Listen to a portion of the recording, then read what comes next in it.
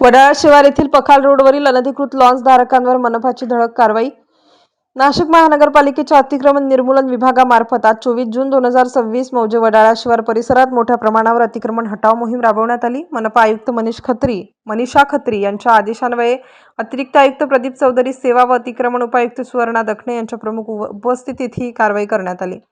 विभागीय अधिकारी नाशिक पूर्व हेमंत झुटे, विभागीय अधिकारी नाशिक पश्चिम चंदन घुगे, शाखा अभियंता नगररचना प्रवीण थोरात तसेच विनायक जाधव आणि गुणवंत वाघ यांच्या मार्गदर्शनाखाली पखाल रोड येथील Kothmire lawns, dream lawns, golden properties, Damdar scrap centre, chicken व मटण विक्री दुकाने, अनधिकृत टपऱ्या तसेच सुमारे 18 ते 20 शेड्सवरील अतिक्रमणे हटवण्यात आली.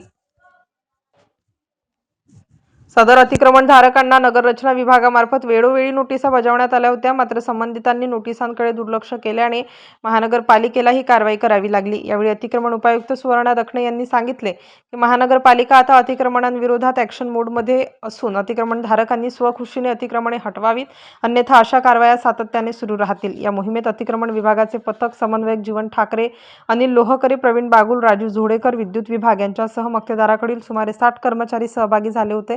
तसेच एनडीएस विभागीय पथक प्रमुख अविनाश पाटील व त्यांच्या सहकाऱ्यांनीही कारवाईत सहकार्य केले. कारवाई दरम्यान कडेकोट पोलीस बंदोबस्त ठेवण्यात आला होता. पोलीस मुख्यालयाकडून डीएसपी मोनिका राऊत, भद्रकाली पोलीस ठाण्याचे वरिष्ठ पोलीस निरीक्षक राकेश चौधरी, मसरूड पोलीस ठाण्याचे वरिष्ठ पोलीस निरीक्षक सोहन माचवे, मुंबई नाका पोलीस ठाण्याचे वरिष्ठ पोलीस निरीक्षक अविनाश देशमुख तसेच एसीपी सुधाकर सुराडकर यांच्या नेतृत्वाखाली सुमारे 150 पोलिसांचा फौजफाटा तैनात करण्यात आला होता. सर्व विभागांच्या समन्वयाने आणि पोलीस प्रशासनाच्या सहकार्याने ही अतिक्रमण हटाव मोहीम शांततेत व निर्विघ्नपणे पार पडली. स्टार न्यूजसाठी मोहसिन पठाण, नाशिक.